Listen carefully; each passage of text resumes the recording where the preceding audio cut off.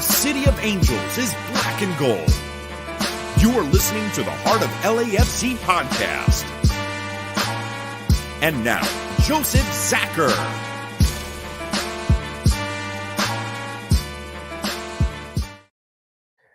Greetings, Los Angeles. Welcome to episode 281 of the 281 of the Heart of LAFC podcast. For this, we're going to call it a moment to breathe. Why? We actually had a week of training and a chance to figure out what the heck is going on and to honestly recover from an amazing run of games where we did pretty good for what we did.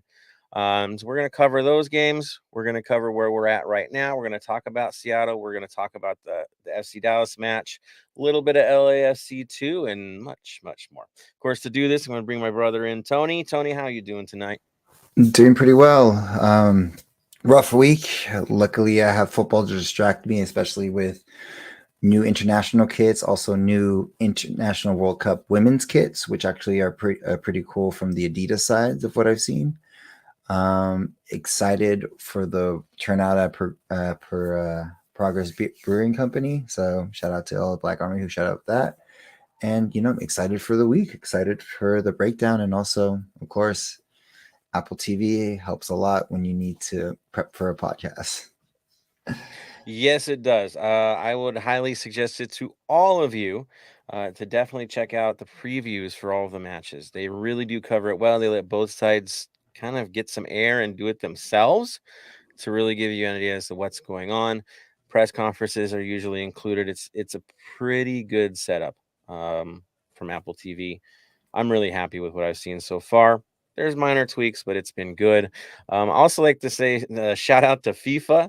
Now that the NWSL is on there, that's looking pretty good there. Players need to be a bit more accurate, though. It's kind of getting the MLS treatment with player accuracy, but yeah, there is that. Of course, I think the big thing at this point we need to talk about, of course, is the international break. Basically, we've got several players that have gone off to play.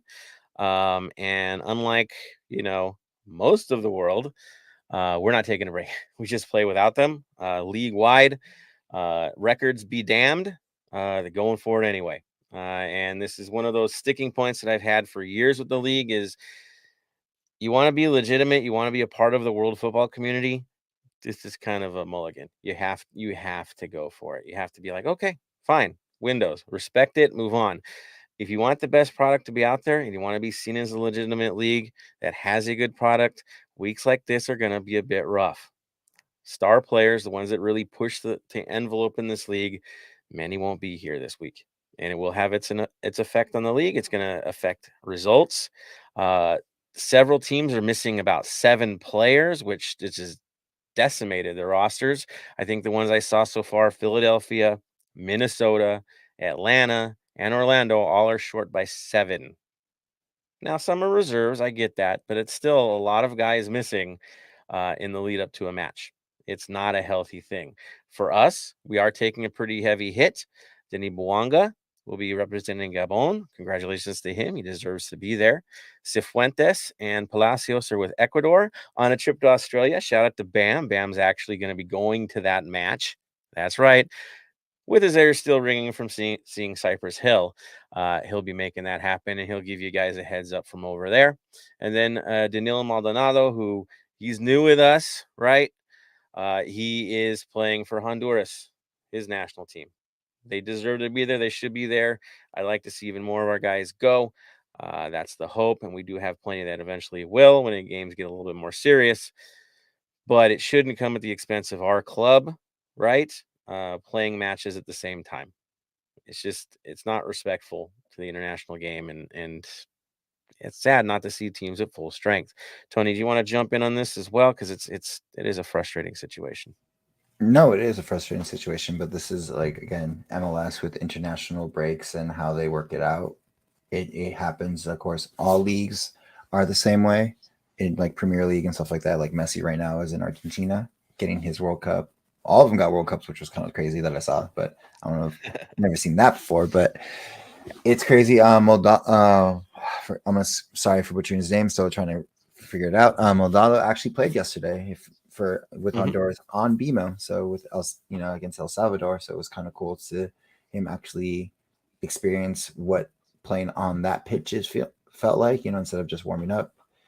So again, Buanga, I'm okay with. He's going to be a very tough workhorse. It's going to be can't really take him away from his national team. Cifuentes and Palacios, pretty much this is a lead up to when and if we sell them in the summer market to like see how good our depth is and what pieces we need moving forward. So that's about it for them. Again, doesn't hit us too hard as usual, but I know in the coming months when international breaks happens, we'll see what happens moving forward. Well, it makes this tough also. Again, 60 games potentially this year and players leaving for internationals. Our international players are going to have really tired legs by the end of the year when you add in all of it together. It's going to be tough. Uh, as expected as for a national player, it's just at this point, it's getting a little bit ridiculous with how many games are going to be on the calendar. And yes, Nations League is a big reason why. And a lot of us are like, what's the big deal about Nations League? It does have an effect on your world rankings, it has an effect on your seeding when it does come to World Cup. It does follow you. So it is important to take these games seriously because they do count for something. I know the competition is not the most familiar to all of us. It's still kind of new, but it's there. It's happening. And I think they've already announced that the Nations League semifinal and final will be in Vegas. Another thing that came up from the international window. Um, so that's interesting as well. We'll cover those later. We'll get into it as the games are going, but definitely we'll keep an eye out and talk about the international play for our boys going overseas. Um, don't think that Dallas is totally unscathed. We'll talk about who's missing from them as well. But before we do that, let's talk about some other things that have come up as well. Outside of breaking news, of course, the last match we played. I know we don't have to cover like two games and get all contested with it, but basically, we went to Seattle against the third ranked team in the West, who had an entire week of rest against us, who had like 3 days. And we still came out and earned ourselves a draw, which is not something to laugh at or even, to be honest, feel bad about. You're tired legs. You earn a draw against the Sounders, who are the contender with us in the West, right? St. Louis is doing great, but they're still an expansion side. It's a long-term situation, and yes, they're on a rush right now.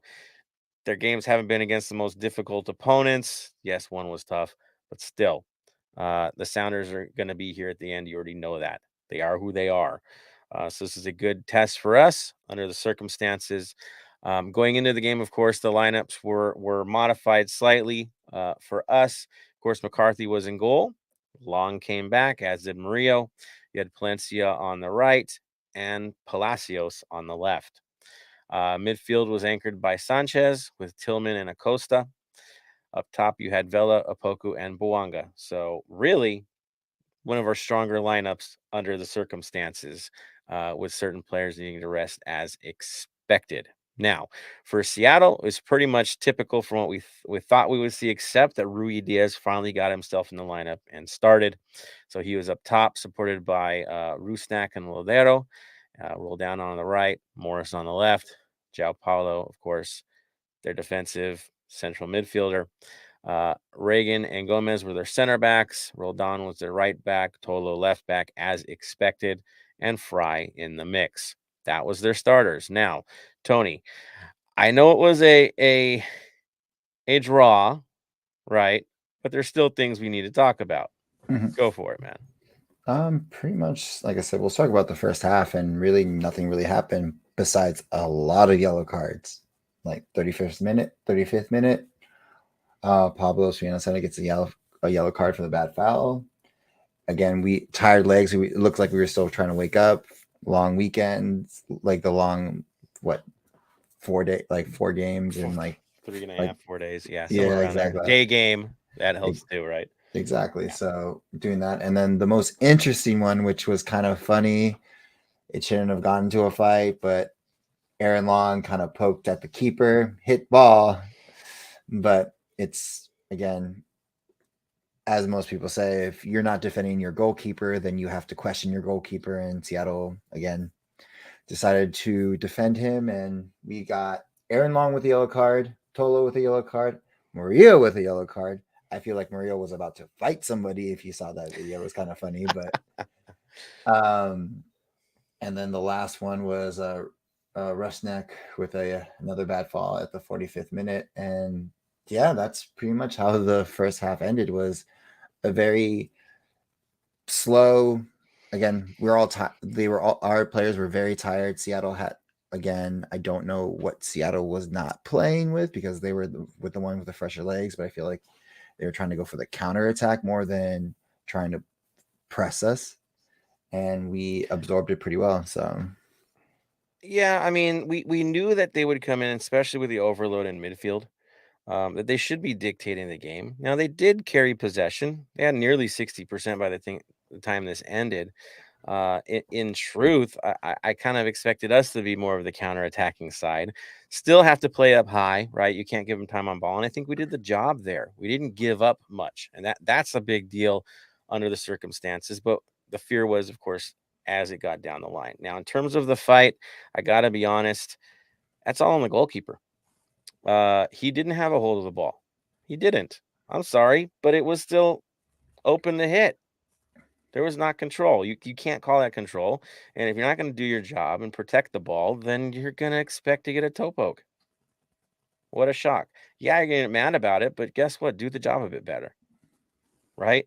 I mean, it's Fry. He always has an odd moment every game. That's his way. Yes, he's done a lot for them, but still, he has these weird situations he gets himself into. I don't blame Long for doing it. If anything, it helped us to get some fire under our belly, right? To keep fighting for this thing and have a real reason. You don't need to get much to get excited when you play Seattle. We've got a testy history with them. It just kind of showed. You know, they had something to prove, we had something to defend, ultimately, right? We've got that favorites tag already on us, and Seattle's the one trying to unseat us now. So you have to expect that on their home ground. Not much else in it, to be honest, in the first half, except a proper chess match, really. Wasn't that pretty? It wasn't, but it was effective in what we needed to do in our game plan. That would be my take. Tony, what about second half? second half was a little bit. We got our second win, or fifth, sixth, whatever win we have left at this point. Because again, running on fumes at this moment. A couple more yellow cards. Buanga with one at the 84th minute. And the one that stood out the most is our one opportunity chance where I honestly thought we should have got 3 points. I'm happy with the draw, but this was the opportunity in the 87th minute. Opoku had a left-footed shot from the center of the box, and it's high wide to the right. Cifuentes had it perfectly. Opoku just couldn't put it away. And that was the major opportunity where we could have, instead of taking 1 point, which I'm okay with, again, if you would have, again, me and you both had the conversations, like, I'm happy with one. Everyone asking us at the brewery was like, win, win, win. I'm like, I'm happy with the draw. I'm happy with the points. Long season, let's go. But that showed Opoku's age, Opoku's form. Again, not seasoned as much as Buanga, Vela, to put it away. So we should have gone out with 3. And unfortunately, we came out with 1. But overall, we came out with points and didn't drop them, unlike old LAFC of past, where we would have probably not been in this game, lost some points, and been like, oh, well, it's early in the season. We'll make it up somewhere else. Well, in truth, we went for the win against Alajuelense, right? And it cost us, right? Going aggressive, trying to push, and it cost us on the counter. In this game was a very different approach, because if you tried to maintain that energy, we would have crumbled in the second half. Guaranteed. Legs are tired. You cannot play that way. The fact that we got an opening late in this game, I think played into exactly what we wanted from this game. Get the odd chance, make it happen. Get the job done. Finishing is key.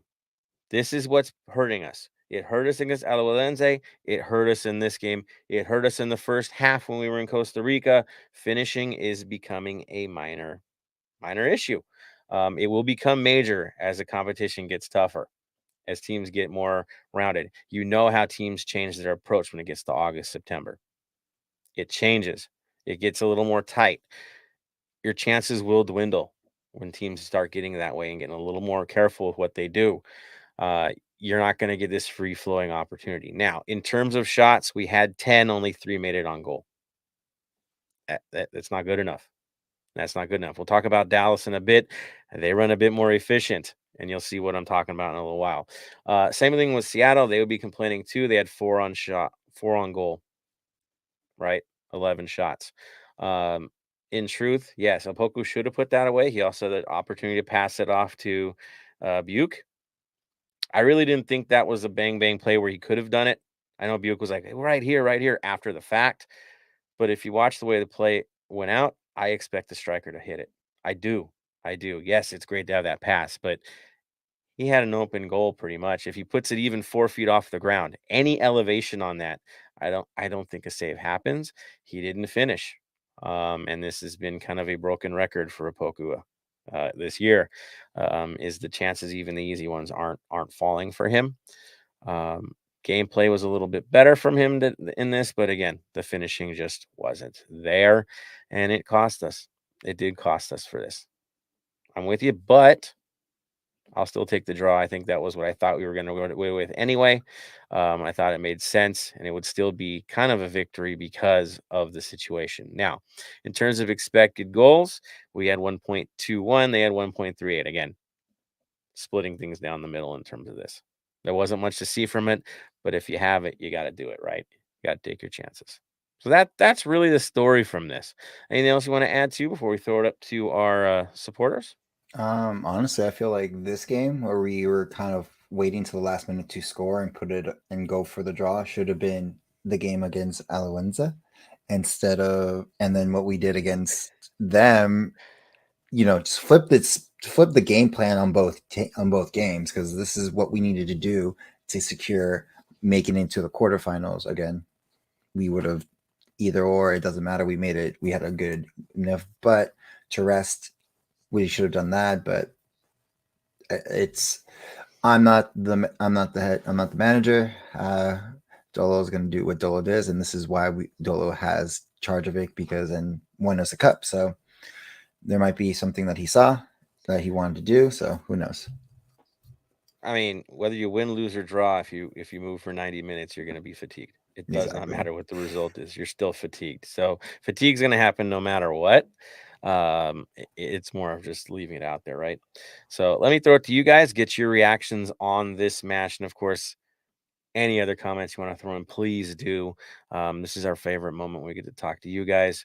You're the reason why we're here. This is why we do this. So let's see who's on tonight. Looks like we've got Jibble first in the mix. Bam, the traveling man, getting to see Cypress Hill. That must have been awesome. I can't wait for you to give us that coverage on our next episode. And again, enjoy your vacation, sir. He's on vacation right now. So we're hoping for it. I can't wait to see the photos of the Ecuador match. Good on you, man. Should be fun. Mark Lopez is in here. Our friends from Defenders are on as well. They give the Mia San Mia. Yeah, dude, I'm happy. I know. I know, Philly, you're a Frankfurt guy. Eintracht Frankfurt's your side, but hey, man, if we get some talent out of this, yeah, it's all good with me. Philly is a Frankfurt guy, but his family is Byron, so he has more history. He was in Frankfurt, so that was the team he's in. But history-wise, with family, if you listen to the pod when they talk about it, he's a Byron through and through. So there we go. There, we're in the fam. There it is. Maybe one day some of our supporters will get a chance to sneak away to Munich and make that run. I've been there before.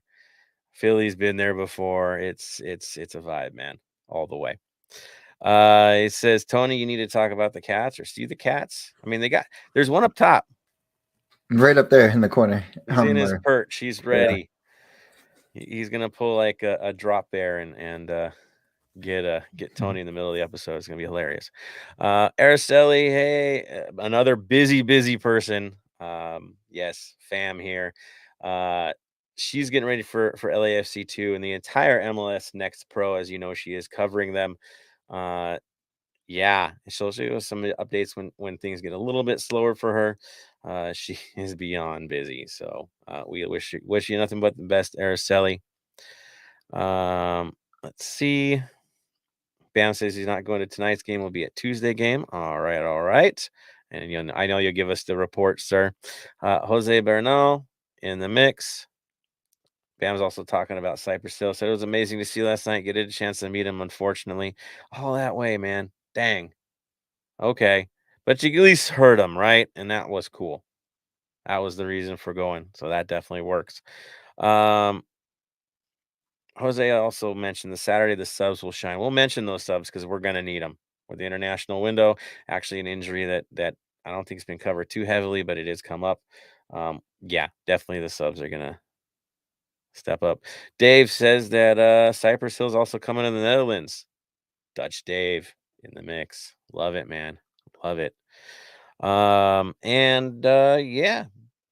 Bam says get tickets. It's worth every penny. You know it. There it is. So there's our comments for nights, everybody. We'll have another chance to do that. So do not hesitate. We want to hear from you guys. I think you'll have some more things to say when we talk about the preview anyways, because there's so much going on. All right. So we're quickly moving through the episode. I know. Nice and efficient today. Let me throw this over to our boy Tony. You got some community news for us, man? Uh-oh, mic issues. Sorry, I was muted. My bad. Not too much community news, but a lot of community news is the best way to say it. More club news than community. The big community news, club news is, of course, LAFC 2 has finally have the schedule. Their first game is this a Sunday at Titan Stadium. As we were talking earlier, again, tickets are what, $15 per? Like $15, yeah. Yeah, exactly. So if you can make it out on Sunday after Saturday's game, I suggest you highly go after that. We don't have a full roster yet. Araceli actually sent me the notes of our active roster at the moment. We have 1, 2, 3, 4, 5, 6, 7. We have 3 midfielders, 2 defenders, and 2 forwards at the moment.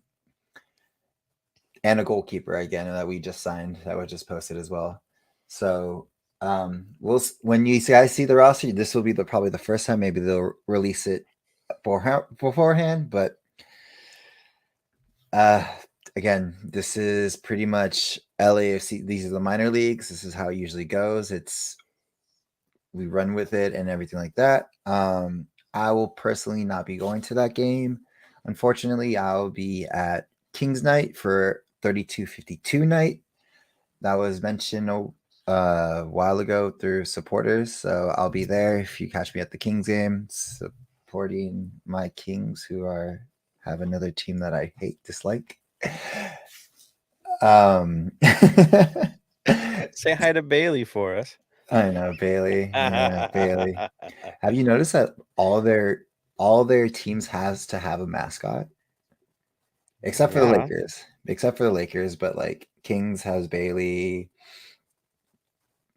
Carson has those guys. They have the Cosmo. And then of course, as today there was a meet and greet for Flex Power Tools at Lowe's. There's also another meet and greet, which is actually a pretty cool one. It's a meet and greet with John McCarthy, Ilya Sanchez, and Max on March 26th from 1 to 2 p.m. at my soccer store at 916 West Burbank Unit K in Burbank, California.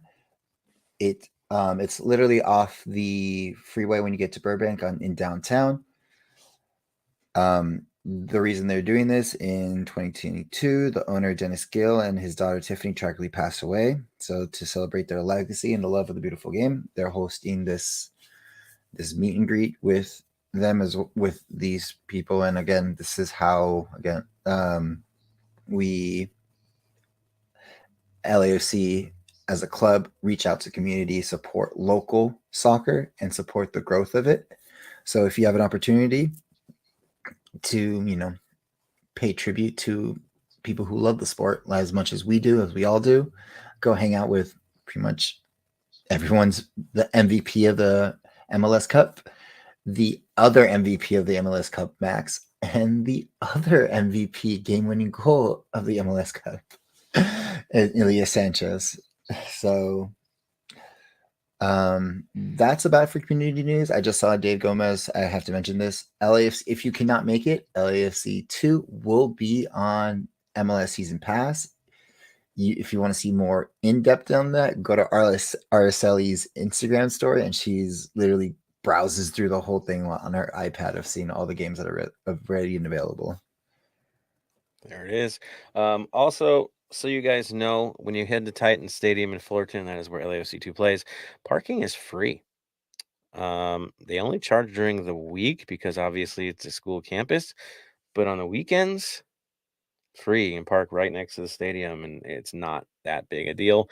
I've been to several games there for many different years, talking like way back to like the salsa days and the U.S. national team going there before it was cool to be a U.S. national team supporter, I guess.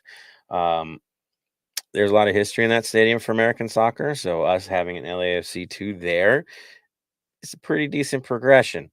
Field conditions are pretty good. I would say sitting higher is better than sitting lower. Just a quick tip. I also know 3252 will definitely be there making some noise. You could kind of say that, it's a proving ground for those on the field. It's a bit of a proving ground for those in the stands.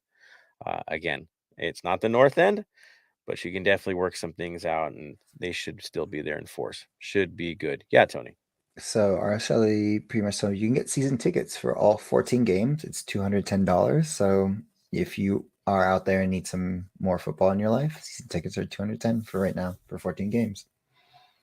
And I'm hearing that if you're in the north end, there might be a discount link floating around. I'm just saying. So, if you are in a supporter group, please reach out. Something's brewing. So, there's that one too. Yes, Tony. Also, Amanda, Panda has for as we cover our sister club, because they're in our stadium, not that stadium. Angel City is having their home opener on Sunday as well, so can't make Titans game, go to Angel City. It's supposed to be a really cool event. I forgot who the opener was. Don't really know her, but they're gonna have a really cool opening ceremony for it. And again, support women's soccer as well. Like, they're fun. It's a fun atmosphere. It's a different atmosphere, but a fun atmosphere overall to go. Agreed. It's good stuff for sure. Let's see what else did I. There's some. I think that's it for community news now. Just go out there if you can. I'm gonna see if I can make it out as well. I definitely intend to. It should be good. It should be good. So, all right. That brings us, of course, traditionally to the Black and Gold Vinyl Club Minute. I know Bam's kind of taken the lead on this season. It's my turn, everybody. I get to bore you with a history lesson, of course, when it comes to me and vinyl music. Any music, I always go old school. And we're in Dallas. I think the last time we played Dallas, we were talking about Stevie Ray Vaughan, I think. Last time we went to Dallas. This time we're gonna go older. You're like, wait, older than that? Yeah, way old. Older than me. I know. There was music then? Yes. We're gonna go with Robert Johnson. You're like, but Robert Johnson's from like Mississippi, Delta Blues. He is, but where did he record his music? I know, mysterious. San Antonio and Dallas. Now, he only lived 27 years. I know, the 27 curse. Had 29 songs recorded. That was it. And really, it didn't come out completely popular and wide release until 1961, where they released his recordings from 36 and 37. And it's called King of the Delta Blues Singers. Go check it out. This is pretty much the first album to be inducted into the Blues Foundation Blues Hall of Fame. 2007, Mojo Magazine ranked it 6 for the top 100 influential records that changed the world. Why? Because it's the Delta Blues. It's the style. Everyone's pretty much followed after what he did. listen to it. There are a lot of songs where you're going to be, wait, I've heard that from other artists. I had no idea it was him first in the 30s that, they've made careers off of his music. A lot of hooks, a lot of stuff you're going to notice that's been sampled from that music. And so definitely go check it out. Robert Johnson, the King of Delta Blues Singers. It's totally worth a listen. So there we go. Yeah, threw it out there. Some songs you might have heard of: Crossroad Blues, Sweet Home Chicago. Think of the Blues Brothers, guys. Love in Vain. So yeah, there, good history lesson there. And yes, recorded in Dallas. Hence the next transition. FC Dallas. That's right. FC Dallas is coming to town. We got a tough game on our hands. I know some are thinking it's going to be some kind of walk in the park. They're thinking of last year's Dallas team. What happened to Dallas last year is not what you're going to see from them this year. They were a much improved side, very attacking minded. I'm not sure how much their top end players are going to be here for the year. Someone might be sold halfway through. Don't be surprised. This is Dallas after all. But in the moment, in this time, it's a pretty strong side. They've been kind of up and down on record, right, Tony? Give us the good, the bad, and the ugly. Where is Dallas at the moment, and how are things looking for them? Dallas is right neck and neck with us in Seattle. 7 points with the 4 games. Again, we still have a game in hand, but Dallas is a very dangerous squad. I know some people are kind of writing them off, but they have a really strong goalkeeper who was on loan last year, and Dallas saw how much potential and how good he was. They signed him. And then, of course, we have to talk about their front three. Their front three is dangerous. And the person you have to watch with them, and it's not even Ferreira, it's Areola. He creates everything. If he gets running and he gets everything moving, that front three becomes so dangerous because all their goals are in open field. It's not like hard fought. It's open field. And if you don't have someone on them, it's that first goal can turn into multiple goals really quickly. Yeah, they can transition on you very quickly. They can also maintain possession with this side. They are actually top 3 in accurate passes so far this season per match. So they're holding the ball pretty darn well in their matches, creating opportunities, getting in behind. To me, the guy that I'm more worried about is Alan Velasco, who is, I believe, their new DP. The dude has a tendency to score wonder goals. I'm just telling you, you're not safe anywhere with this guy. It's going to be trouble. And of course, Jesus Ferreira is Jesus Ferreira, right? He's got 3 goals in 4 games. But there's Velasco, 2 goals in 4 games. Yeah, that's right. Oh, yeah. And Ibiaka's got a goal already for them. Go figure, right? Ariella is the top assist man. He's got 2, but it's spread pretty wide. I think there's 6 different players so far that have got assists for them. They will produce. They've got weapons. Their average goals per match, Tony? Average goals per match is wait, that was a 1.5. I'll throw it up. Yeah. No, 1.5. I was looking at the accurate passes for a second. I'm like, that does not make sense. 429 goals per game. No, it's 1.5 per game. Yeah, it's 429 passes a match, accurate. Yeah. I know. It's their approach this year, but they're averaging over a goal a game. 1.5 actually. So pushing towards the 2 side. That's production, guys. That's efficiency as well, because their expected goals, check it out. They have 6 total goals. All goals are from open play. And their expected goals so far has been 5 total. So that's right. 1 more goal than chances or expected goals. So they are efficient. If you give them an opening, they have the players that will burn you. It's that simple. I know I said burn. I didn't mean it that way, but you know what I mean. And they're probably going to wear the burn jerseys too, which would be even funnier. So that's where they're at. I mean, this is not a team that you can look around and go, hey, it's Dallas. We've got a great record against them. We've got good history against them. We'll be fine. We'll be fine. I'm not going to say that. I can't say that. Their roster still looks tighter than ours with so many players away. Our roster is better. We know this. But we have some hard questions to ask going into this. For them, there's only one real guy missing that's interesting to me. But basically, Paes will be back in goal again. as expected. Burgess and Martinez will be your center backs. They should be. Twomasi should be on the right. Farfan, old school Farfan, I know, should be on the left. And you're asking me, well, didn't they get a couple of our other defenders like Ibiaga and Escobar? They did, but Ibiaga, Escobar went to Houston. I got thrown. I got my head thrown. Texas. Yeah, Texas thrown. Ibiaga, he hasn't really, owned it yet. In truth, I think they thought he might, but he's still battling for a spot. That's the truth of it. Cirio Leggett, familiar name for us. He's heard us many times, is in the lineup.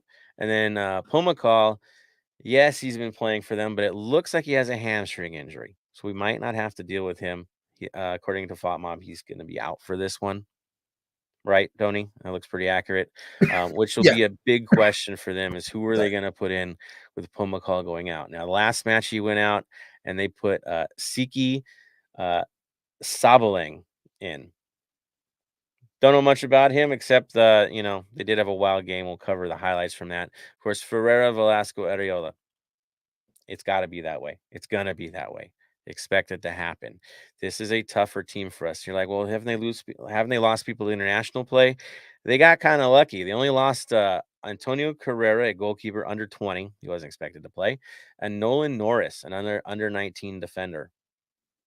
That's not hurting too bad. They got away with it pretty easy, I would say. Their match against Sporting Kansas City, though, they did beat Sporting Kansas City 2-1. And you're like, wait, aren't those guys like a dumpster fire this year? How could it only be a 2-1? The story of that match, and I'm going to tell all of you, watch the highlights. This is one of the most bizarre games I've ever seen. One, Apple TV got the color wrong, so everybody was like blue. It was really weird. But check it out because the highlights were special, especially for their goalkeeper who had an adventure on the day. Tony, do you want to explain to them what went down in this match? Because that was wild. What was it like? 2 penalty blocks, red cards, rescinded red card, red card again, rescinded again. It was just a wild game. I don't know. It's this is like minor league kind of refereeing at its finest, or as we say, pro at its finest. But it was crazy, like how watching that. Just watch the highlights or watch the full game on Apple TV as you can see it. So fans from both sides were raging after this game. That's how weird this thing was. And yes, the referee kind of had a day. Okay. And yeah, their goalkeeper basically was like a 1980s horror franchise where you keep killing him off and he keeps coming back. Yeah, red cards, rescinded red cards. He got busted for stopping a penalty by getting off the line by a little step. And you think, okay, well, they'll bury it on the second try. No, he made an even better save on the second try. He was really the story in this match. Surviving, yes, but also being effective. It's going to be a battle for us to beat him, I'll say. I know what we can do. I know we can beat them, but he is pretty elite. He is a good goalkeeper. Their backline might be their only concern. It's not the most formidable. They have moments you can beat them, especially on the break, especially on the wings. So things that we can play into. So as well as their offense is, as well as the passing is, their issues are in the back. They are not settled in the back yet. So it should be interesting to see what we're going to do in this game. Now, for us, the big story is who's missing, right? Where are we at? It's tough. It's tough because we've got guys on international duty, and then apparently Acosta has been listed as a day-to-day. New news, right? It says he has a knock. That's all we got. So we don't know what it's going to be when he gets there, but it wasn't listed as out. It was just listed as a few days. So that's a day-to-day situation. Tony, have you heard any more on that one? Nothing. Just pretty much was released today. Nothing more.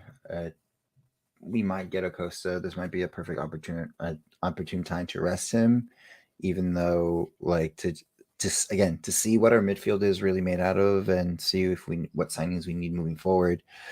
But again, long season, so I would say rest him. Even though if he's game ready and he wants to play, that's going to be up to the medical staff and Dolo. I think he's always ready, even when he's injured. It's just the Acosta way. Question is it going to be a Crisostomo day? if that's if that's what we're talking about. But Pretty much. we'll get into the lineup. Yeah, we'll get up in the lineup. The other good news is Hollingshead announced that he's back. And he's available for this match, which is super convenient now that Palacios is going on an adventure with his national team. It pretty much tells us what the lineup's going to be, at least on the backside, right? I think we're no shock there. We know who the goalkeeper is going to be. No shock. We're going to have McCarthy. The back line, the right side, I think it's going to be the same we saw against Seattle, right? Mm-hmm. What are you thinking, Tony? Same story.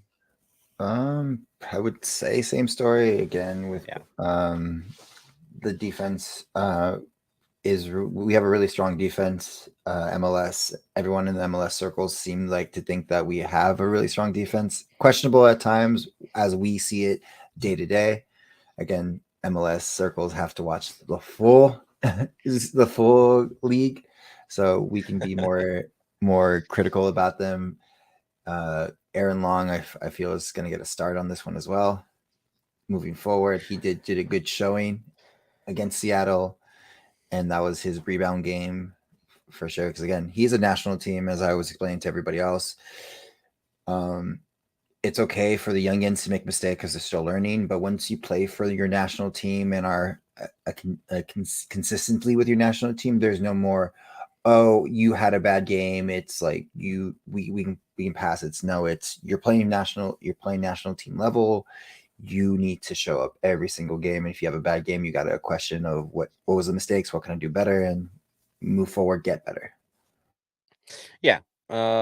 It could be Long, it could be Chiellini, because Chiellini got the rest last week. But again, we have an entire week off, so everyone should be in pretty good condition that's listed as available.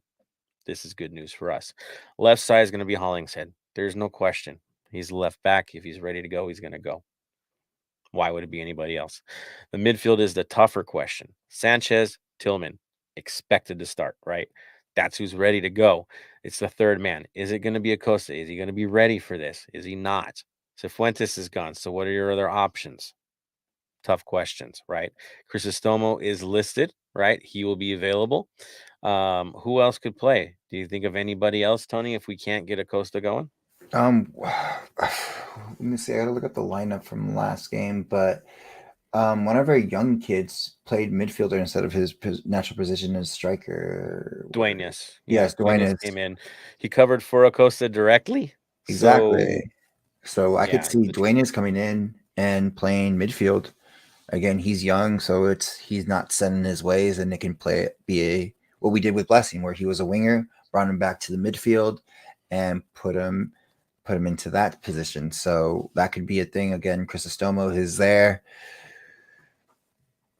Mixed reviews with him all the time. He's been with us 3 times. Every time every time he's been with us, hasn't been like a crazy, oh my God, Crisostomo, this is the next person to come out. It's always been he's there.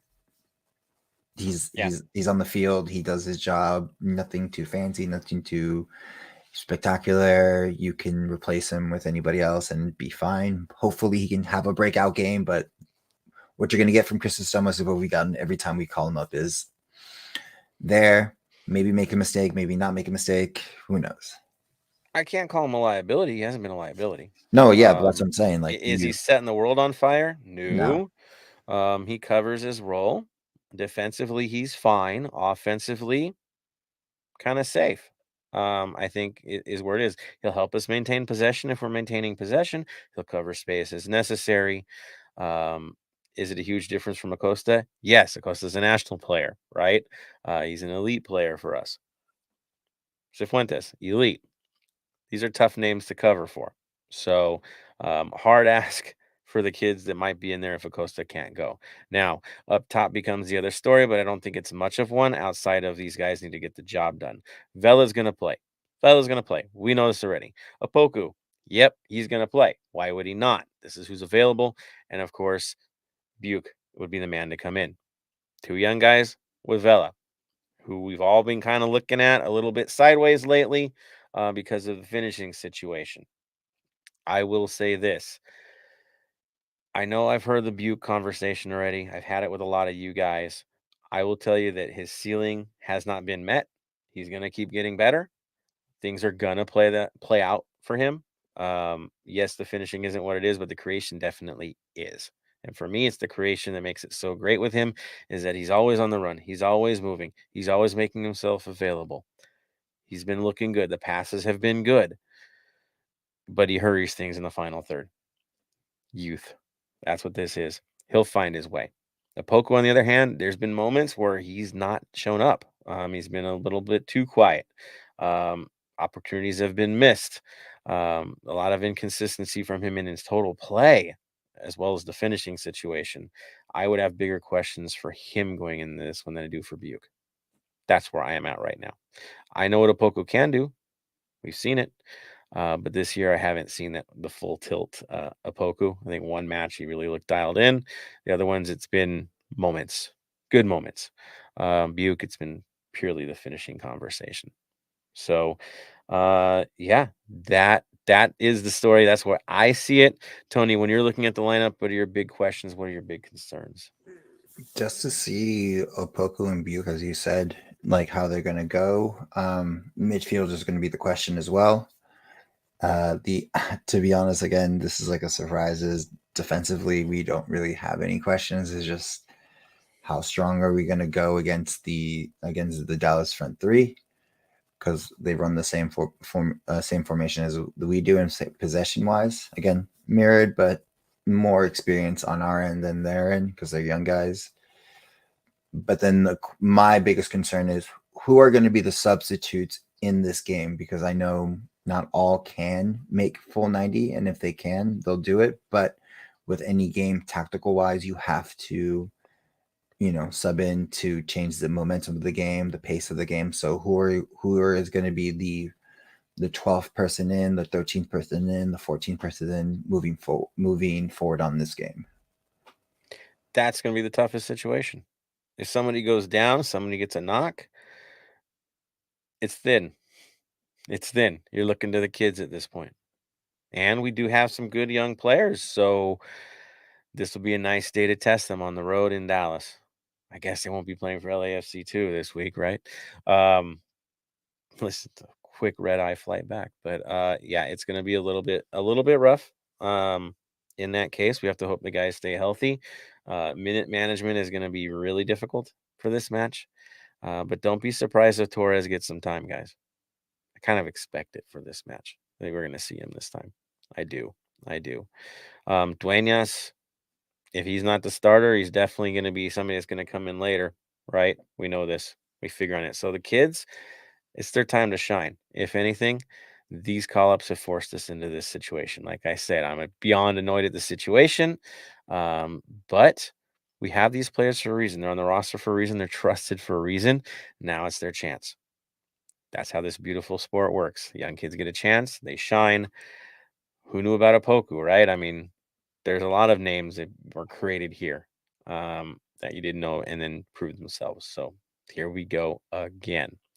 Some other thoughts about this match, just looking at the way the matchup is. Tony, do you want to talk about some head-to-head connections for this one? Head to head, honestly, it's pretty much.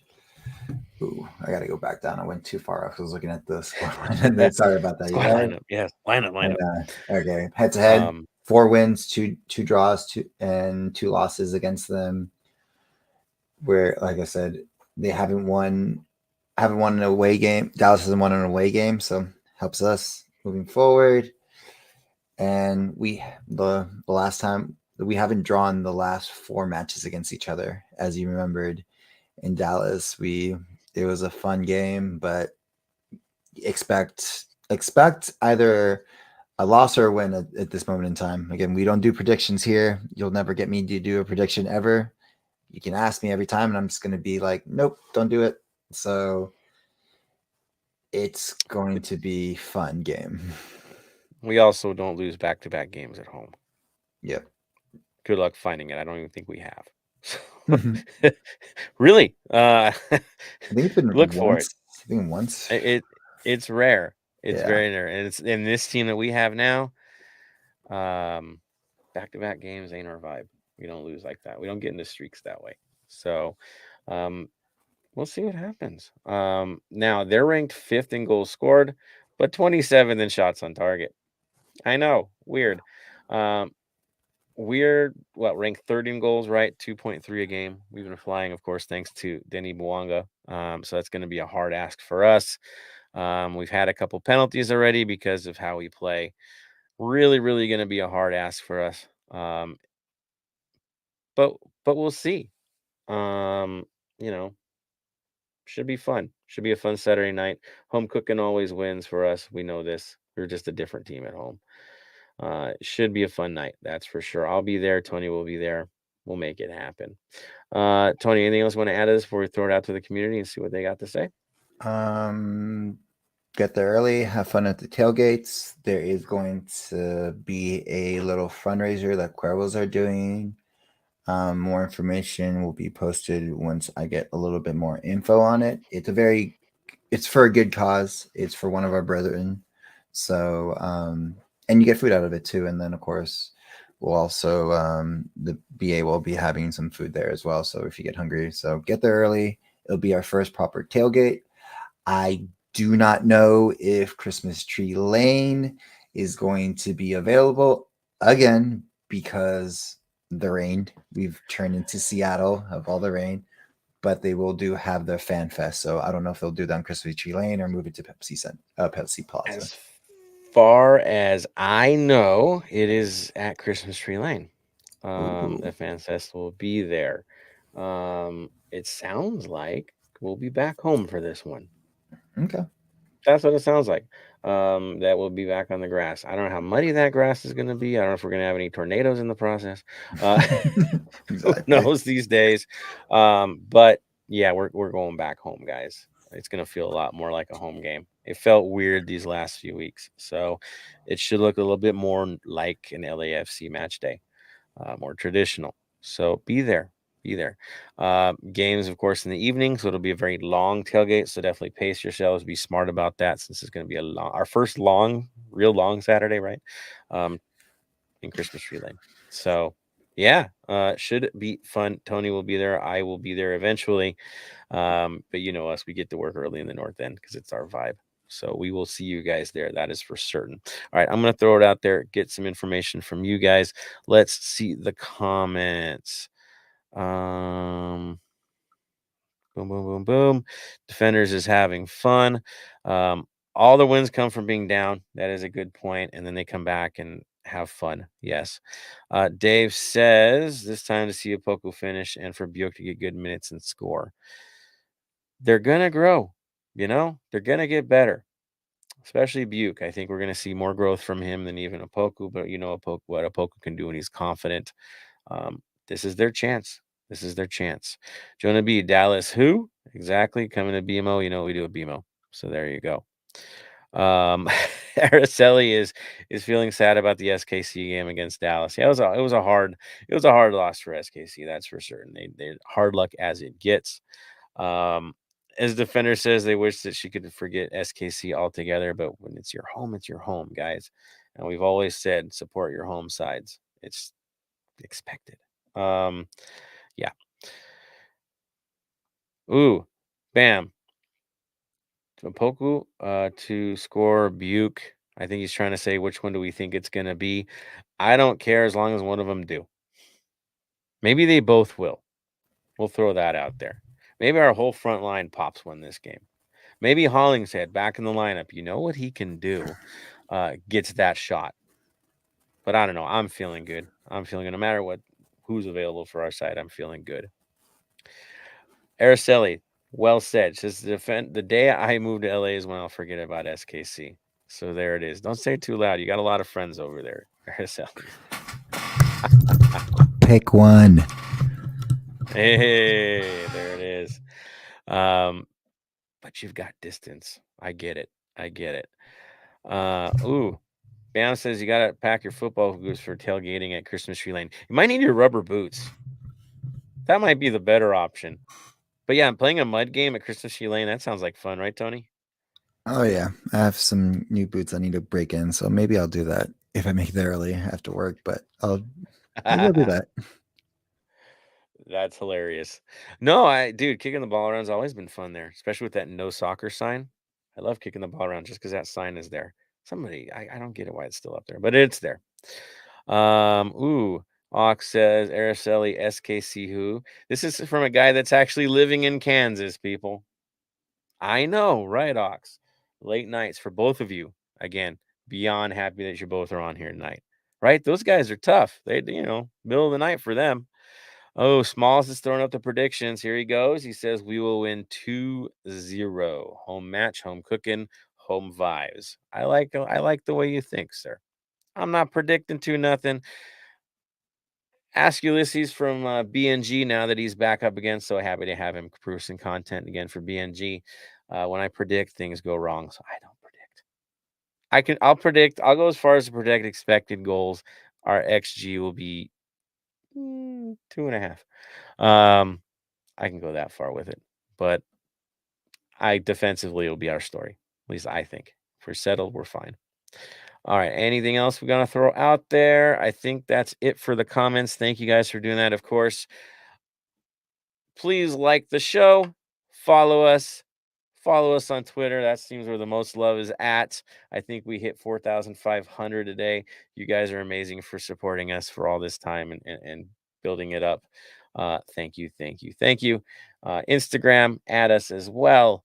Follow. Facebook crew. I know y'all are out there. I'm seeing it because we do air this thing on Facebook Live as well. Thank you for supporting there as well. But yes, definitely thank you for all that you guys do. Love it. All right. Anything else you want to add for Dallas, Tony, before we move on? What I always say about Dallas, I can't say it as in Tony has no love for Dallas. no We'll love, just leave it at that. no love for No love at Dallas. all. Mm-mm. Not at all. Not at all. So there it is, guys. We threw it out to you guys, Dallas. I might have said some weird things in the process, but yeah, there we go. Let's get ready for it. Thank you, everyone, for the comments that you've made today. Right, we're ending it right on time here. Of course, tradition is as it dictates. So I'm going to throw this to Tony. He's going to have his last word. Fire away, my friend. I'll start off with Bam since he's not here, as he put it in the comments. Remember, it's okay to not be okay.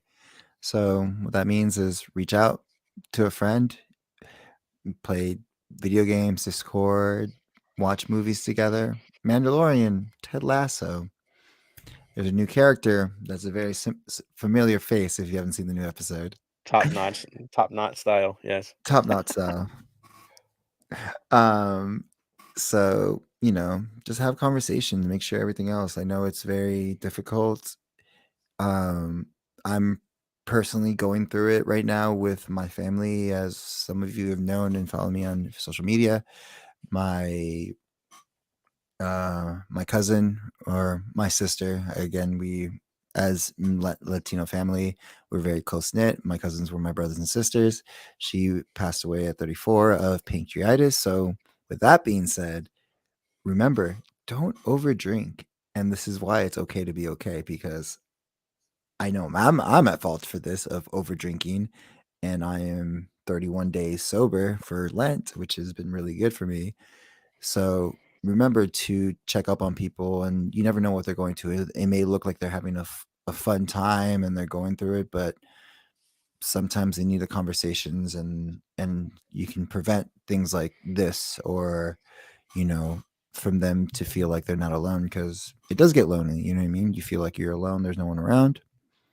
But it's okay to be okay. Just reach out, or have some, or yourself, if you're feeling okay, just reach out to your friends to check them, even if they're doing fine. You never know. And that's the best way. And then my final say, I'll just say it, fuck Dallas. So that's my final say. There it is. Love for you all, but F Dallas. I love it. I love it. I'm gonna double back on what Tony's saying. Like, look out for each other, especially these days. Check in with your family. Know that this time in this world is very temporary. So don't miss the moments. If you can't miss the moments, don't miss them. Be there for them. Be there for each other. Enjoy your time with your family. That's ultimately it. And of course, your LFC family loves you. So definitely, we can't wait to see you guys out there this weekend, and maybe at Fullerton too. Hey, double LAFC. What could go wrong with this, right? So yeah, we hope to see you guys making it out there, making noise for the black and gold, no matter what the level we're playing. So that is a beautiful thing. To everyone making the comments today, thank you. I know it's another late Thursday, game coming quickly.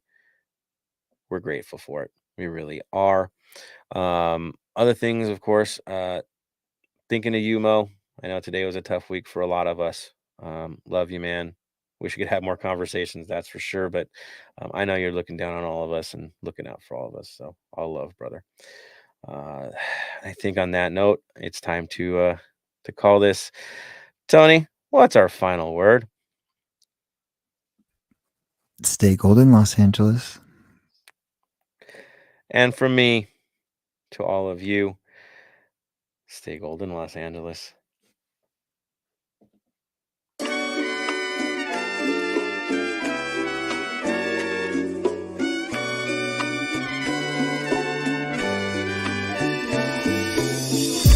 Thank you for listening to the Heart of LAFC. Make sure to leave us a rating and review on iTunes or Stitcher. Shoulder to shoulder, the black and gold is taking over.